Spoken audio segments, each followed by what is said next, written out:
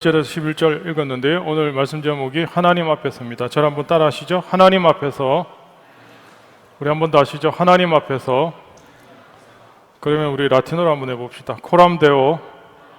우리 한 번만 더 코람데오. 제가 처음 예수님을 믿을 당시에 혼자서 저희 집이 다 예수를 안 믿었을 때, 혼자 예수 믿을 때 늘 기도 제목 1번은 가족 복음화였죠. 언제쯤 우리 집은 다 예수 믿을까? 언제쯤 우리 집은 다 교회 함께 나가서 예배 드릴까? 이게 제 1번 기도 제목이었습니다. 제가 종갓집 종손이다 보니까 제사 지낼 때 되면 늘 도망가야 되고 절하기는 싫고 우상을 또 섬길 수 있으니까, 그래서 늘 그런 시간을 보내다가 힘겹게 신앙생활할 때 교회 가서 이렇게 앉아 있으면 마음이 참 편했거든요. 그래서 교회 가서 앉아서 이렇게 마음이 편할 때 즐겨 불렀던 찬양이 몇 개 있습니다. 그 중에 제가 많이 불렀던 찬양곡 중에 제목이 내일 일은 난 몰라요, 이런 찬양이 있어요. 내일 일은 난 몰라요. 혹시 들어보신지 모르겠는데요. 이 찬양을 알게 된 계기가 있는데요. 제가 중학교 1학년 때 저희 학교가 미션 스쿨이었어요. 그래서 저는 그때 아직 교회 안 나갈 때였거든요. 학교에서 단체로 기독교 관련 영화를 단체로 영화관 가서 이렇게 관람하게 되는 그런 계기가 있었습니다. 근데 어떤 영화였냐면 고 안희숙 사모님의 일대기를 영화한 내용이었습니다. 여러분 아시는 것처럼 안희숙 사모님은 일제강점기 때 독립운동가로 또 신사참배를 반대하다가 감옥에 투옥되셨다가 6년 동안 옥살이 하시다가 해방을 맞이하셨죠. 대단한 분이십니다. 목사님의 사모님이시고, 그래서 미국에서 별세하셨는데, 이분이 죽으면 죽으리라 라는 책을 썼는데요. 그 책을 내용으로 영화를 만든 겁니다. 근데 제가 영화의 내용들은 다 잘 모르겠지만 가장 인상적인 게 뭐냐면, 감옥 안에서 이분이 계속 이렇게 찬양을 하는 거예요. 찬양을. 그때 윤복희 씨가 주연이었는데, 제가 생각해 보니까 찬양을 계속 하는데 그 찬양의 가사가 계속 제 귀에, 중학교 1학년 제 마음속에, 그때 저는 뭐 신앙생활 하지도 않았고 성경도 잘 몰랐고 교회 역사는 더더구나 몰랐고 한국교회 뭐 그런 순교신앙 이런 건 전혀 들어보지도 못했는데, 그 중학교 1학년짜리 마음에 그 영화 내내 그 가사가 계속, 끝나고 나서도 제 그 가사가 계속 뇌리에 떠나지 않는 거예요. 요즘 젊은 애들 하는 말로 제 귀에 이렇게 때려 박히는 거예요. 이렇게 가사가 가슴에 팍. 지금도 그 찬양의 가사가 생각이 나요. 내일 일은 난 몰라요. 하루하루 살아요. 불행이나 요행함도 내 뜻대로 못해요. 험한 이 길 가고 가도 끝은 없고 험해요. 주님 예수 팔레미사 내 손 잡아 주소서. 내일 일은 난 몰라요. 장래일도 몰라요. 아버지여 날 붙드사 평탄한 길 주옵소서. 이거거든요. 이게 이제 1절 가사인데, 이 가사가 계속, 그래서 제가 교회 다니는 친구한테 내가 이 찬양 가사가 계속 생각나는데 이게 무슨 찬양이냐? 그래서 중학교 1학년 때 교회 신실하게 다니는 친구한테 그 찬양을 복사해달라 그래서 제가 배웠습니다. 그리고 그때부터 중학교 1학년 때 교회도 안 다니는데 제가 그냥 불렀어요, 혼자. 너무 좋아서, 가사가 너무 좋았어. 그렇게 하다가 제가 고등학교 3학년 때 본격적으로 이제 예수를 믿고 신앙생활 하면서 제일 즐겨 부른 찬양이 됐죠. 저를 위해서 항상 기도해 주시던 기도의 어머니 권사님이 계셨거든요. 그분도 제일 좋아하는 18번 찬양이 바로 이 찬양이었습니다. 이 찬양을 제가 신앙생활 하면서 이제 목사가 되고 시간이 지나면서 잊어버리고 있다가 요즘 특별히 지난 주간에 사도행전 5장 말씀을 제가 묵상하고 준비하면서 이 말씀이, 이 찬양이, 가사가 제 안에 꿈틀꿈틀 계속 리마인드 되고 있어서 너무 이건 뭐지 하고 제가 혼자 감상에 젖어 본 순간이었습니다. 특히나 요즘 코로나로 온 세상이 흑암으로 덮여있는 이 상황에서 수많은 사람들이 고통받고 있죠. 특별히 수많은 사람들이 고통받으면서 나는 누구? 여긴 어디? 이런 상황 속에 접한 수많은 젊은이들을 보면서 저는 이 찬양의 가사가 계속 생각이 났습니다. 그렇죠. 이제 우린 누구도 우리의 미래를 섣불리 예측할 수 없고 예상할 수 없는 시대를 살고 있습니다. 물론 어느 정도 미래를 예측하거나 예상하는 책들이 계속 나오고 있습니다. 저도 최근에 서점에 가서 미래를 예측하는 2040년대, 2050년대 심지어 어떻게 될 거냐, 경제는 어떻게 갈 거냐, 세계 동향은 어떻게 할 거냐, 종교는 어떻게 할 거냐, 제가 지금도 책 보고 있거든요. 그런데 많은 사람들이 도대체 어떻게 흘러갈지를 고민하고 있습니다. 사실 코로나 올 줄 아무도 예측 못했잖아요. 사실은 이런 상황이 닥친다고 누가 예상이나 했습니까? 그래서 여러분, 많은 사람들이 당황하는 거죠. 어떻게 해야 되지? 한 번도 가보지 못한 길, 한 번도 겪어보지 못한 것을 가야 되기 때문에 예상은 하고 예측은 내놓지만 당황스러운 거예요, 사실은. 그래서 여러분, 제가 목회자로서 여러분에게 정말 충고 같은, 조언 같은 이야기들을 제가 틈날 때마다 반복해서 말씀드린 내용이 하나 있습니다. 그게 뭐냐? 오늘 우리가 살아가는 이 시대에는 누가 살아남을 수 있냐? 누가 성공할 수 있냐? 그 사람 바로 영성이 강한 사람이다. 제가 처음 청년부 할 때부터 수도 없이 했던 이야기. 앞으로 이 시대는 영성이 강한 사람이 살아남을 수밖에 없다. 영성이 강한 사람이 세상을 지배할 것이고 영성이 강한 사람이 세상의 리더가 될 수 있다. 제가 엄청 강조 많이 했거든요. 가만히 보면 예수님이 공생애 동안 예수님께서 강조하시고 제일 예수님이 공생애 동안 제자들한테 강조하셨던 탑 주제 중에 하나가 성령이셔서 성령. 성령이 임하시면 성령을 받아야 오늘 우리의 삶이, 우리의 신앙이, 우리의 인생이 바뀐다는 거예요. 성령 받지 않으면 늘 두려워요. 늘 불안해요. 늘 염려에 묶여 있어요. 사람들하고 늘 비교하면서 열등의식에 살아야 돼요. 과거의 그 조그만 상처와 떠나보내지 못한 사건 때문에 늘 전전긍긍해야 돼요. 조금만 일이 터져도 밤잠 못 이뤄요. 불안해요. 예수님이 가장 큰 이유는 뭐냐? 성령 받지 못해서, 성령 받지 못해서. 결국 오늘 우리의 남은 인생에서 승패는 성령을 따라 사느냐, 그렇지 않느냐의 문제입니다. 그러므로 사랑하는 여러분, 다시 말씀드리지만 오늘 여러분 예배를 통해서 우리 모두가 다 성령으로 충만하셔야 됩니다. 성령의 지배 받으셔야 됩니다. 여러분이 성령의 지배 받아야 오늘 이 코로나 시대, 아니 코로나 포스트 코로나 시대, 그 이후에 더 큰 코로나보다 더 엄청난 시대가 올지라도 우리는 살아남을 뿐만 아니라 하나님의 사람으로 이 땅 가운데 복의 통로로 쓰임받을 수 있다는 거예요. 오늘 우리가 계속 사도행전을 보시는데요, 사도행전은 그 자체가 성령의 역사입니다. 그래서 사도행전을 다른 말로 성령행전이다 이렇게 이야기합니다. 왜냐하면 사도행전의 시작이 오순절 성령으로 시작된 거기 때문에. 사도행전 28장까지 매 장마다 계속되는 사건, 계속되는 이야기가 어떤 이야기냐? 성령을 통한 사건이에요. 성령을 통한 기적이에요. 성령을 통한 역사예요. 성령을 통해 사람을 살리고, 성령을 통해 결을 세고, 성령을 통해서 하나님의 복음이 전가되는 이야기였어요. 성령의 역사하지 않고는 단 하나도 일어나지 않은 사건이 없어요. 오늘 우리가 사도행전을 계속 보면서 오늘 우리는 결국 뭘 붙들어야 돼요? 우리도 오늘 이 시대, 2000년이 지난 이 시대에 코로나의 시대를 살고 있지만 우리도 역시 성령 없이는 이 땅 가운데 승리할 수 없구나. 성령 없이는 우리가 승리할 수 없구나를 분명히 알아야 된다는 거죠. 사도행전의 역사가 일어났을 때, 불같은 바람 같은 성령이 임했을 때 제일 먼저 사람들한테 변화가 찾아온 건 언어의 변화였어요. 언어의 변화. 우리가 성령을 받잖아요. 그럼 말이 먼저 바뀌어요. 말이. 성령 받은 사람들은 말이 바뀝니다.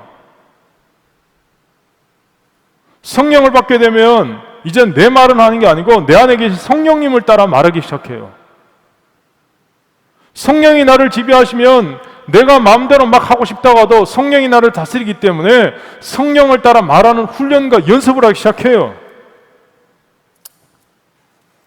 어느 순간 성령이 내 안에 계시다는 사실을 확신하게 되면 누가 시키지 않았는데도 성령을 따라 그 사람을 용서하게 돼요.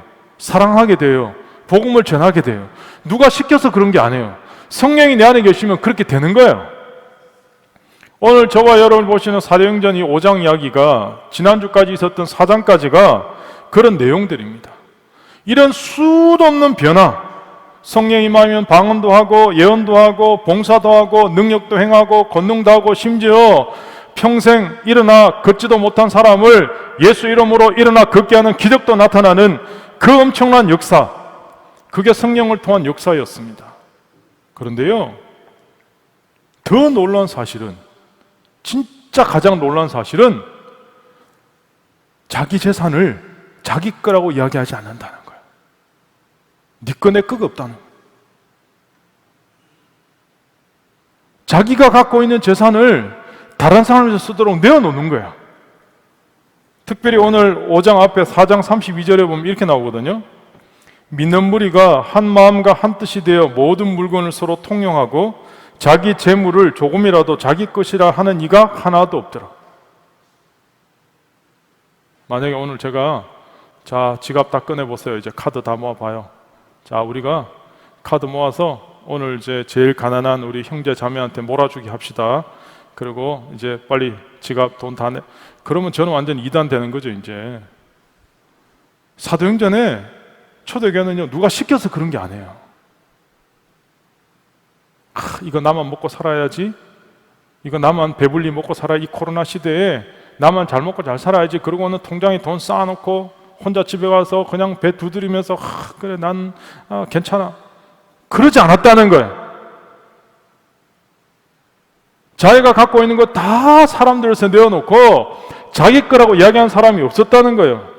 여러분, 성령이 임하면, 성령의 역사하면요, 우리 인생관이 바뀌거든요. 우리의 세계관이 바뀝니다. 우리의 가치관이 바뀌는데요, 가장 핵심 뭐냐? 우리의 물질관이 바뀌는 거예요. 물질관이.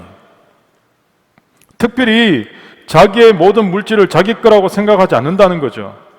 여러분, 이거 누가 시켜서 그런 겁니까? 시키지 않았어요.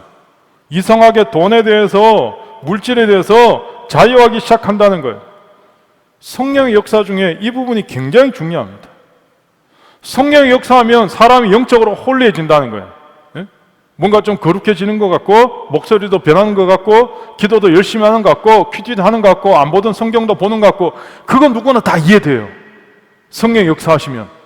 그런데 가장 중요한 변화, 사람들은요, 하나님 믿는다 그래요. 교회 다닌다 그래요. 그러면서 동시에 뭘 인정해요? 돈의 위력까지도 인정하고 믿는 거예요. 오늘 우리는 이 세상에서 돈이나 물질이 소유가 얼마나 중요한지 다 알기 때문에 그런 거죠. 2000년 전 초대교회도 마찬가지였습니다. 성령 임했을 때 그들은 자기 돈이 아깝지 않았을까요? 자기 재물이 아깝지 않았을까요? 그런데요, 서로의 필요에 따라 다 내어놓았다는 거예요. 지금까지 단 한 번도 지구상에 없었던 사회, 지금까지 단 한 번도 이루어지지 않았던 그 엄청난 성령의 사회가, 성령의 역사가 일어났던 거죠. 그런 성령의 아름다운 공동체가 만들어질 때 마귀가 그냥 두겠습니까? 사탄이 잘해봐라 그러고 그냥 내버려 두겠냐고요. 마귀는 할 수만 있으면 공격하고 분열하고 침투하고 이간질하려고 그러는데 그냥 두겠냐고요. 사단은, 마귀는 분열의 영입니다. 이간질하는 영입니다. 거짓의 영입니다. 호시탐탐, 시시탐탐 지켜보고 있었던 거죠. 초대교회도 마찬가지였습니다. 미국의 시카고의 신문에 이런 기사가 보도된 적이 있습니다. 일리노이주의 어떤 마을에서 세탁소를 경영한 사람이 고객의 옷을 정리하다가 안쪽 호주머니에 $20,000 가량의 옷이 들어있는 걸, 돈이 들어있는 걸 발견하게 됐어요. 수선하다가 $20,000, 와, 완전 횡재다, 횡재. 근데 주인이 옷을 찾으러 오지 않는 거예요. 한참 시간이 지나도 연락해도 전화도 안 받고. 그래서 이 세탁소 주인이 그 돈을 경찰서에다가 갖다 준 거죠. 그러면서 그 지역 신문에다가 이 사건을 크게 보도하면서 그 기사 마지막에 한 줄 이렇게 써놨습니다. 이제는 정직이 뉴스거리가 되어야 하는 세상이 되었다. 자기 돈 아니잖아요. 마땅히 남에게 돌려줘야 되는 게 마땅함에도 불구하고 정직이 뉴스거리가 되는 세상에 우리는 살고 있다는 거예요. 그 말은 무슨 말입니까? 그만큼 우리가 살고 있는 세상이 부정직하게 바뀌었다는 거예요. 본문에는 오늘 읽었던 사도행전 5장은 초대교회 안에서 일어났던 한 부정직한 사건이 기록되어 있습니다. 소위 일명 아나니아, 삽비라 부부 거짓말 사건입니다. 이 거짓말이 가만히 보면 전체가 다 거짓말은 아닌 것 같아요. 한 절반 정도? 대충 어떤 이야기냐면 그 당시에 바나바라는 사람이 있었거든요. 바나바는 신앙도 좋고 초대교회 창립 멤버이자 권위자였어요. 사람들한테 존경을 받는 사람이었어요. 근데 가만히 보니까 바나바는 크게 그렇게 부자는 아닌 것 같아요. 그런데 자기가 좀 가지고 있는 땅을 팔았어요. 그래서 그 땅값 전부를 교회에다가 헌금했어요. 가난한 사람들 도와주라고. 같은 창립 멤버였던 아나니아 삽비라 부부가 마음에 질투가 나는 거예요. 시기가 나는 거예요. 우리는 바나바보다 훨씬 땅도 많은데? 훨씬 돈도 많은데? 바나바가 사람들한테 저렇게 인정받고 칭찬받는 거 보니까 괜히 질투 나는 거예요. 그래서 아나니아 삽비라 부부가 여보 우리도 저 집 앞에 있는 땅 조금만 팔면 바나바보다 훨씬 헌금 많이 할 수 있는데 팝시다. 그래서 땅 팔았어요. 그런데 그 돈을 교회에다가 갖다 바치면서 다 안 드리고 일부는 감춰놓고 다 드렸다라고 둘이 공모하고는 그렇게 꾸민 거죠. 그런데 오늘 사건이 어떻게 됐습니까?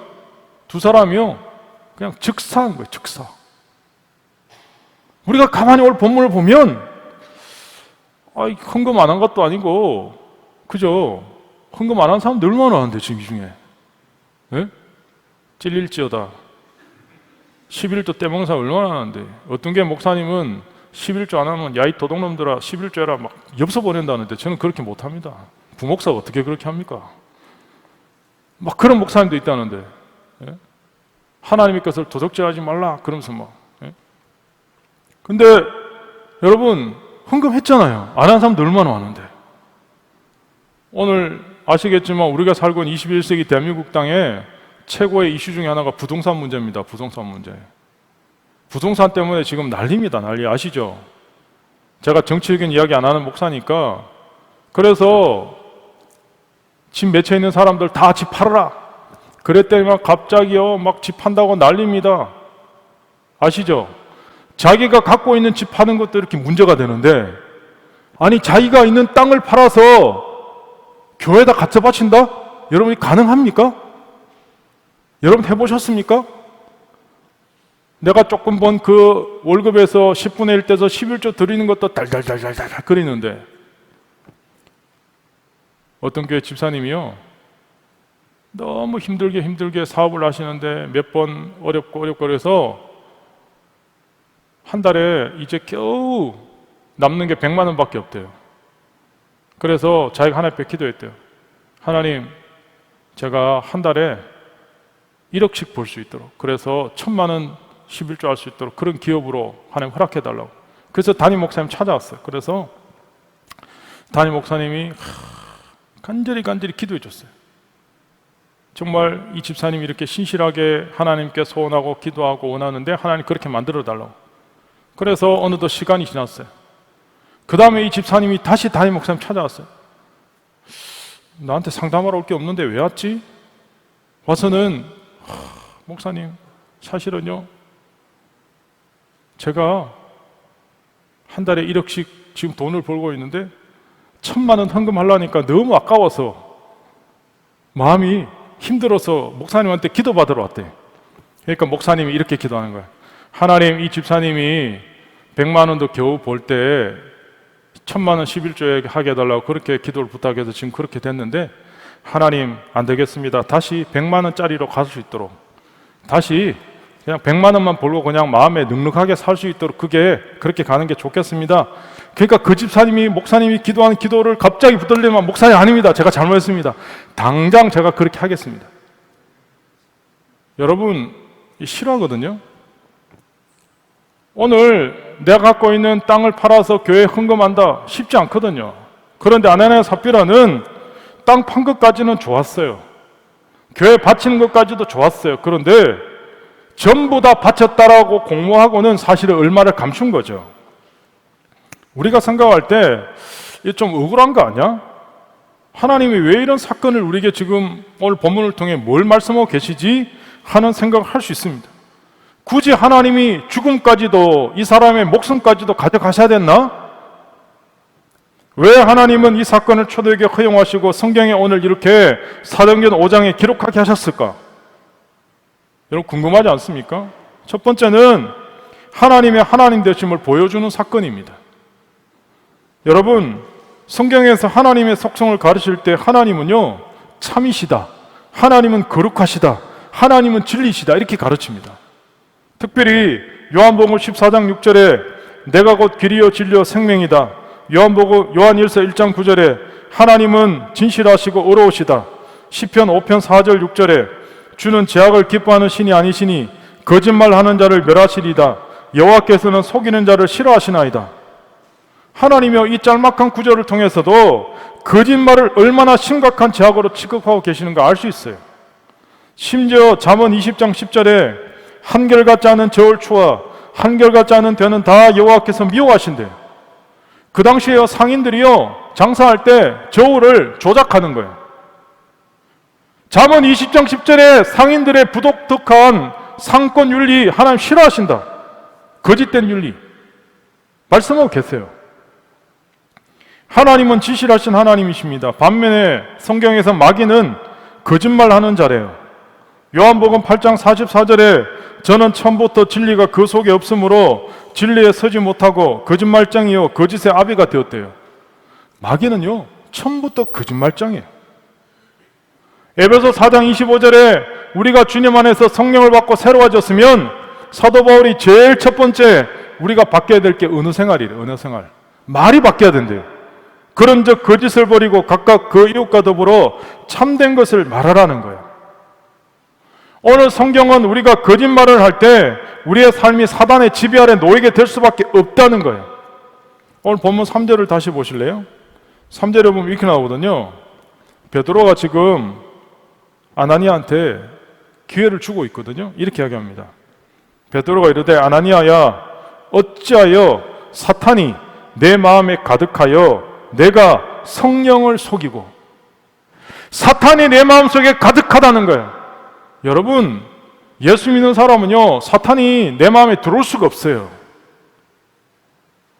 사단이 나를 지배할 수 없거든요. 그런데 오늘 이 본문을 여러분 그냥 이렇게 보시면 안 되고 원어적으로 보면 사단이 아나니아의 마음속에 가득하다 이 말은 원어적으로 뭐냐 하면 사단이 아나니아의 마음속에 들어올 수 있도록 아나니아가 마음을 허용했다는 뜻이에요. 사단이 내 마음을 공격하도록 내가 허용해 준 거예요. 허락해 준 거예요. 열어준 거예요. 오늘 사단은 우리를 만질 수 없습니다. 지배할 수 없습니다. 내가 사단이 나를 지배하도록 허락하고 열어주고 허용할 때 들어오는 거예요. 아나니아는 지금 사단에게 죄악의 기회를 열어준 거죠. 아나니아 삽비라 행위가 사람들이 봤을 때는요 구제하기 위해서 헌금 안 한 것도 아니고 헌금한 거잖아요. 자기 소유의 땅 팔아서 그 아까운 땅. 그런데요 사람들이 모를 줄 알았거든요. 둘이 부부만 은밀하게 대화했기 때문에 둘이만 작전 짰기 때문에 아무도 모른다. 아무도. 그래서 오늘 본문 1절 2절을 다시 보시면 이렇게 나오잖아요. 1절에 아나니아라는 사람이 그의 아내 삽비라와 더불어 소유를 팔아 2절에 그 값에서 얼마를 감춤해 이렇게 얼마를 감춤해. 요즘 말로 말하면 얼마 삥땅한 거죠 사실. 바나바는 성령에 이끌려서 헌금했거든요. 근데 아나니아 삽비라는 성령에 이끌린 게 아니고 사람들 눈에 칭찬받기 위해서 질투심에 시기심에. 오늘 3절 4절 계속 보시면 아나니아의 거짓말은 궁극적으로 사람을 향해서 한 게 아니고 하나님을 향해서 하나님 앞에서 하나님을 대항하는 죄악이었다는 게 성경의 오늘 정언입니다. 오늘 우리가 하나님께 속해 있는 삶을 사는지 아닌지는 우리의 언어 생활을 보면 알 수 있습니다. 내가 어떤 말을 주로 하고 사는지 내가 어떤 단어를 주로 쓰는지를 보면 그 사람의 동기를 알 수 있습니다. 생각을 알 수 있습니다. 오늘 우리는 일상 속에서 별로 심각하지 않게 별로 뭐 이 정도쯤이야 생각하고 쉽게 거짓말하고 쉽게 사람을 속이고. 근데 여러분 오늘 하나님은 진실하신 하나님이다. 거짓을 용납할 수 없다라고 분명히 이야기하고 계십니다. 두 번째 오늘 사건을 통해 보여주신 의미는 하나님께서 교회의 순결을 보호하신 사건이라고 보여집니다. 여러분 초대교회는 이제 시작이거든요. 이제 개척 단계예요. 어린아이로 말하면 유아기입니다. 유아기. 이제 젖될까 말까 한 단계. 사람의 인격 형성에 있어서 가장 중요한 시기 어린아이 때 아닙니까? 그래서 여러분 아는 속담에 3살 버릇 8까지 간다 이 말 있잖아요. 어릴 때 어떤 영향을 주로 받느냐? 어릴 때 어떤 도덕성을 함양하느냐, 어릴 때 어떤 언어 생활을 하느냐가 대단히 중요하다는 거죠. 지금도 아기 가지고 싶어하는 우리 부부 여러분 잘 들으셔야 됩니다. 어릴 때 아이들은 엄마 아빠의 언어의 영향을 받을 수밖에 없어요. 인격 형성에 대단히 중요한 영향을 끼칩니다. 그래서 부모들이 자녀를 키울 때 가장 단순한 말도 그냥 지나치면 안 됩니다. 저도 부모 입장으로서 어떨 때는 내 말 한마디가 애들한테 어떤 영향을 미쳤을까? 지금은요, 오늘 제가 요즘 제 버릇 중에 하나가 청년다이 찬양할 때 제가 밖에 나가 있잖아요. 밖에 나가 있는 이유가 두 가지가 있거든요. 첫 번째는 안에서 제가 마스크 끼고 있으려니까 속 답답해갖고 그래서 바깥 공기 쉬려고 나가 있는 거고, 두 번째는 바깥 날씨 감상하려고. 비가 이렇게 쫙 내리는데 너무 좋은 거예요. 이게 그냥 멍 때리면서 아무것도 하지 말고 그냥 테라스에서 커피 한 잔 시켜놓고 그냥 음악 들으면서 그냥 가만히 한 시간만 있어도 좋겠다, 저 비를 보면서. 그 생각에 멈춰 있는데 갑자기 청다가 찬양이 끝날라 그러는 거예요. 그래서 제가 뛰어들어온 거죠. 제가 왜 이야기하냐면 갑자기 그 생각이 나더라고요. 내가 10년 전, 20년 전, 30년 전으로 돌아가면 어떻게 될까? 그 짧은 시간에 내가 다시 우리 아이들이 태어나기 전으로 돌아가서 다시 아이들을 낳으면 어떻게 키울까? 내가 좀 더 좋은 아빠로, 좀 더 좋은 언어로, 좀 더 좋은 이야기로 좀 애들 하지 않았을까? 근데 저는 돌아갈 수가 없잖아요. 돌아가고 싶지만. 잠깐 제가 그 생각을 했거든요. 오늘 마찬가지죠. 오늘 이 교회가 이제 개척 단계고 유학인데, 이 상태에서 초대교회 거짓과 속임수가 통하기 시작하면 이 교회 장래는 뻔한 겁니다. 그래서 하나님께서 교회 순결을 보호하시기 위해서 오늘 이 사건을 일으킨 거죠. 밴더빌트 대학의 경건한 그리스도인 수학 교수인 메디슨 세렛이라는 교수님이 시험 칠 때마다 항상 이렇게 이야기하신대요. 여러분, 난 오늘 여러분에게 두 가지 시험을 냅니다. 하나는 수학 시험이고 하나는 정직이라는 시험입니다. 여러분이 수학 시험에 통과하는 것은 여러분에게 일시적 성공을 약속합니다. 그러나 이 정직의 시험에 통과하지 못하면 여러분은 삶에서 진정한 성공을 기대할 수 없습니다. 여러분은 이 수학 시험에 실패하고도 훌륭하게 인생을 살아갈 수 있습니다. 그러나 만약 정직의 시험에 실패한다면 보람 있는 삶을 기대할 수 없습니다. 하나님은 이 어린 교회가 정직을 생명으로 삼아서 건강하게 자라갈 수 있도록 보호하시기 위해서 오늘 부정직의 독서를 허용할 수 없었던 거죠. 만약 이 사건이 그냥 통과됐다고 생각해 보세요. 그러면요, 마귀는 초대교회 성령 공동체에 가라지를 뿌려 놓은 거예요. 독서를 퍼뜨려 놓은 거예요. 아나니아 삽비라 마음속에 심어진 이 엄청난 독이 초대교회에 퍼지는 거예요. 그러면 3,000명, 5,000명, 수만 명이 모여서 북치고 장구치고 박수갈채 받으면서 구제하고 선교하고 예배 드려도 이 거짓이 점점 교회를 장악할 수 있다는 거예요. 마귀는 엄밀하고도 조용하게 거짓의 영을 공동체에 퍼뜨려 놓습니다. 이 씨앗에 아나니아 삽비라가 걸려든 거죠. 여러분, 아나니아 삽비라는요, 초대교회 창립 멤버입니다. 오늘날 말하면 꽤 괜찮은 부부였습니다. 부유할 뿐만 아니라 헌신된 사람이었습니다. 여러분 한번 생각해 보세요. 다시 말씀드리지만 자기 땅 팔아서 교회 헌금하는 게 쉽냐고요. 그런데 아나니아 삽비라 부부는 신앙이요, 하나님 보시기에 어떤가가 아니고 사람이 나를 어떻게 보는가, 사람들이 나에게 어떤 관심이 있을까, 사람들이 나를 어떻게 평가할까, 사람들이 내 신앙을 어떻게 인정할까, 그게 더 중요했다는 거예요. 아나니아는 진실보다 체면이 중요한 사람이었습니다. 예수님의 제자 중에도 예수님을 사랑하는 헌신과 사랑의 마음을 품었던 제자도 있었지만 사람의 눈을 의식한 제자가 있었거든요. 하나님의 사랑을 품었던 베드로와 사람의 눈을 의식했던, 예수님과 전혀 상관없이 살았던 가룟 유다가 있었다는 거예요. 오늘 교회 안에도 베드로와 가룟 유다가 공존한다는 사실입니다. 오늘 우리 안에도 베드로와 가룟 유다가 공존하고 있다는 사실 여러분 아셔야 됩니다. 창세기에 보면 부부를 가리켜서 돕는 배필이다, 돕는 배필, 에째르다 이렇게 이야기하거든요. 부부는 서로 돕는 배필이에요. 여기서 돕는다는 건 생활의 필요를 주고받는 일상적인 돕는 배필이 아니고 더 나아가서 정신적으로 영적으로 서로를 세워주는 역할을 하는 게 부부 역할이에요. 바람직한 부부는요, 서로 조화로운 거예요. 한쪽이 성격이 급하면 한쪽은 느긋하게 중심을 잡아줘야 돼요. 한쪽이 정리를 잘 못해. 그럼 한쪽이 정리를 잘해서 중심을 잡아줘야 돼요. 한쪽이 전혀 계획적이지 않고 무계획적으로 돈을 막 낭비하기 심하면 한쪽은 그 모든 걸 계획적으로 잘 밸런스를 맞춰주는, 이게 긍정적인 역할을 하는 거예요. 당신도 막 쓰니까 나도 막 쓰자. 그럼 어떻게 되는 거예요? 그럼 폭망하는 거야, 이 부부는. 그냥 막 가는 거야. 오늘 서로가 보완되는, 서로가 돕는 배필 역할을 감당해야 되는데 오늘 아나니아 삽비라는 그렇지 않았다는 거예요. 성경에 대표적으로 그렇지 않은 부부가 아합과 이세벨입니다. 신약의 아합과 이세벨이 아나니아 삽비라입니다. 오늘 여기 앉아있는 여러분, 이미 결혼하신 분들, 아니 앞으로 결혼하려고 준비하는 분들, 여러분 참 좋은 배우자, 믿음 있는 배우자 만나서 아름다운 가정 이루시기를 축복합니다. 그러려면요, 여러분 잘 판단하셔야 돼요. 분별하셔야 돼요. 여러분이 만나는 배우자를 통해서 서로가 서로에게 진실되게 충고할 수 있는 관계인가? 내가 만나는 이 사람이, 내가 지금 살아가는 이 사람이 잘못되고 있는데 내가 과연 진정한 충고를 할 수 있는가? 내가 그렇게 했을 때 이 사람이 어떻게 받는가? 이거 대단히 중요한 거예요. 지금 이 사람이 잘못을 저지르고 있는데 충고도 안 해, 조언도 안 해, 이야기도 안 해. 그럼요, 그 관계는 합당한 관계가 아닙니다. 사랑하는 여러분, 하나님은요 지금 헌금의 액수에 관심이 있는 게 아니에요.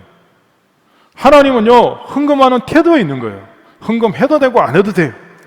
예수님은요 과부의 두 렙돈 동전도 기쁘게 받으시는 분입니다. 우리가 이렇게 한번 가정해보죠. 아나니아 삽비라가요, 여보, 우리가 바나바보다 훨씬 부자인데 우리도 헌금 좀 합시다. 그래서 밭대기 하나 팔았어요. 근데 갑자기 헌금하려고 그러니까 아까운 거예요, 이게. 찬미 등록금도 줘야 되고, 우리 성현이 집도 사줘야 되고, 아까운 거예요. 그래서 조금 떼고 그러다가 에이, 헌금하지 맙시다. 안 하면 돼요. 하나님 전혀 문제 삼지 않으세요. 아니면 그 돈으로 우리 생활비 좀 떼고 얼마 떼고 남은 요거 가지고 그냥 헌금합시다. 감사헌금. 그래도 돼요. 안 해도 돼요. 아무 상관이 없어요. 근데 중요한 건 뭐예요? 하나님께 바쳤다라고 광고 다 해놓고 숨긴 거죠. 문제는 하나님은 헌금의 액수, 헌금의 크기, 그게 중요한 게 아니고 우리의 중심을 보시는, 태도를 보시는, 태도를. 하나님은 여러분에게 억지로 헌금하라 말씀하지 않습니다. 억지로 11조 하라 말씀하지 않습니다. 억지로 헌신하라 봉사하라 말씀하지 않습니다. 자발적으로, 자율적으로 성령의 감동하심으로 하나님께 헌신하고 봉사하고 헌금할 때 하나님이요, 돈이 없으신 분이에요? 제가 가끔 그런 생각하거든요. 하나님, 좀 쉬운 방법도 있는데 하나님이 모 S그룹의 이 무슨 회장이나 아니면 빌 게이츠 같은 사람 회계시켜서 헌금하게, 한 번에 헌금하게 하면 그냥 쉽게 일할 수 있는데 왜 굳이 헌금 안 하려고 한 사람들한테 오늘 이 목사를 통해서 또 이런 설교하게 하시고, 저는 이런 설교가 제일 부담스럽거든요. 굳이 이렇게 하나님 하게 하실까? 그냥 돈 많은 사람 부자나 회계시켜서 헌금하게 하면 다 끝날 걸 가지고 하나님은 굳이 이렇게 어려운 방법을 선택하시나? 가끔 그런 생각할 때가 있어요. 이 본문을 준비하면서도 그런 생각이 들었어요. 근데 왜 그럴까요? 다시 말씀드리지만 하나님은요, 우리의 중심을 보고 중심을, 우리의 태도를 보고 싶어 하는 거예요. 하나님은 여러분이 헌금해도 되고 안 해도 되고 헌금의 양이 중요한 게 아니고 내가 하나님 앞에서 어떤 중심으로 하나님을 섬기느냐, 헌신하느냐, 사랑하느냐, 봉사하느냐, 이게 중요한 거예요. 결국 하나님은 그것을 통해서 우리를 복 주시기 위해서요. 여러분이 복 받으면 세상이 복 받는 거예요. 여러분 자체만 복 주려고 하는 게 아니고. 교회는 보리떡 5개, 물고기 2마리만 있어도 돼요.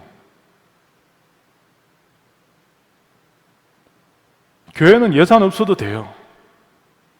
교회는 재산 없어도 돼요. 성경적으로 보면 교회는 보리떡 5개, 물고기 2마리만 있어도 5,000명을 먹이는 역사를 일으킨 게 교회예요. 그런데 오늘날 교회는 뭐예요? 계속 돈 때문에, 재정 때문에. 교회가 돈으로 운영하는 곳입니까? 교회는 물고기 2마리, 보리떡 5개 가지고도 5,000명을 먹일 수 있는 기적을 만드는 곳이 교회입니다. 다시 말씀드리지만 하나님은 돈의 양에 관심이 없습니다. 돈을 대하는 태도에 관심이 있으십니다. 어떤 태도로 내가 헌금하느냐, 어떤 태도로 내가 하나님께 봉사하느냐, 하나님은요 결코 속지 않으십니다. 여러분, 하나님을 그렇게 만만하게 보시면 안 됩니다. 언젠가 한번 제가 이야기했던 것 같은데요, 어떤 10대 소년 4명이 주일 놀러를 갔어요. 주일날 예배도 빼먹고 놀러 갔다가 내일 월요일 학교 가야 돼? 우리 하루도 제끼자. 그러고는 이 10대 소년 4명이서 월요일 학교도 제끼고 시큰 놀다가 이제 온 거야. 그 다음날 화요일날 이제 학교를 가는데 4명이서 선생님이 왜 결석했냐? 그러면 우리가 차를 타고 오는데 타이어가 펑크 나갖고 그 시골에 자동차 수리점도 없고 타이어 고칠 수도 없고 그래서 우리가 못 왔다고. 그래서 할 수 없이 우리가 오늘 학교 왔다고 그렇게 거짓말 치자. 그리고는 화요일 학교 갔거든요.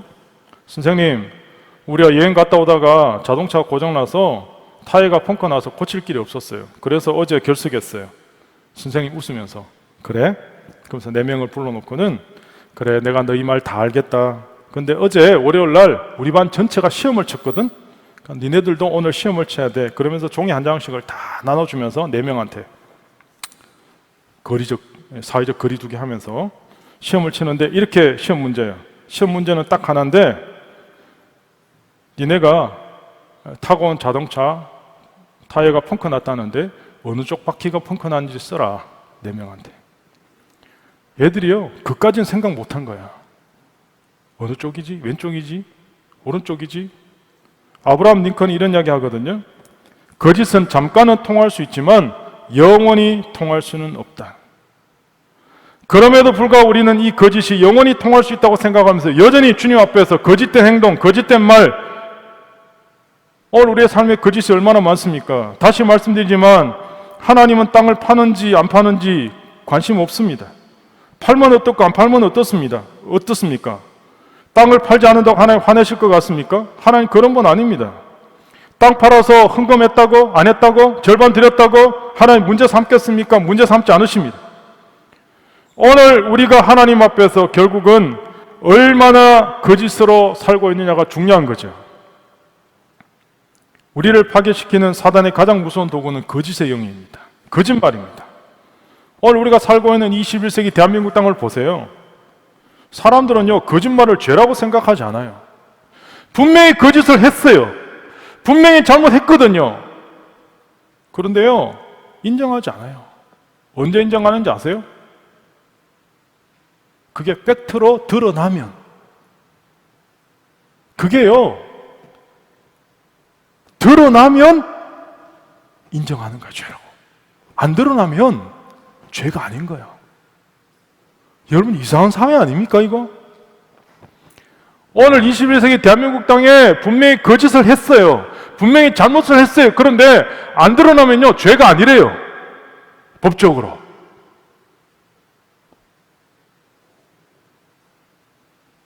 세상은 그렇게 살지라도 오늘 예수 믿는 하나님 백성된 여러분 그렇게 사시면 안 됩니다. 그렇게 살면 망합니다, 여러분. 여러분만 망한 게 아니고 이 땅이 망합니다. 이 민족이 망합니다. 교회가 망합니다. 하나님은 우리가 하나님 앞에서 요셉이 아무도 보지 않는 그 상황 속에서 내가 어떻게 이 큰 죄를 보면서 하나님께 죄 짓겠냐? 도망갔잖아요. 여러분 자신 없으면 도망가세요. 오늘 하나님께서 우리의 삶을 보고 계십니다. 저와 여러분의 삶은 하나님 앞에 있습니다. 코람데오. 오늘 여러분이 하나님 앞에서 어떻게 진실한 삶을 살아가냐에 따라서 여러분의 남은 인생이 결정이 됩니다. 여러분의 남은 인생이 결정될 뿐만 아니고 이 땅의 교회가, 이 땅의 이민족의 앞으로의 미래가 결정되는 겁니다. 오늘 우리는 혼자가 아니기 때문에, 우리는 다 연결되어 있기 때문에. 사랑하는 여러분, 말씀을 마무리하면서 하나님 앞에서 이전까지, 지금까지 어떻게 살았던지 간에 지금부터가 중요합니다. 갈라디아서 6장 7절 8절에 스스로 속이지 말라. 하나님은 업신여김을 받지 아니하시나니 사람이 무엇으로 심든지 그대로 거두리라. 자기의 육체를 위하여 심는 자는 육체로부터 썩어진 것을 거두고 성령을 위하여 심는 자는 성령으로부터 영생을 거두리라. 지금부터 오늘 이 순간 예배를 통해 여러분의 삶의 새로운 시작이 되었으면 좋겠습니다. 여러분을 통해서 이 땅에 하나님의 놀라운 나라가 풍성해지고 여러분이 복의 통로로 쓰임받는 그런 하나님 백성들 다 되시기를 예수님 이름으로 축복합니다.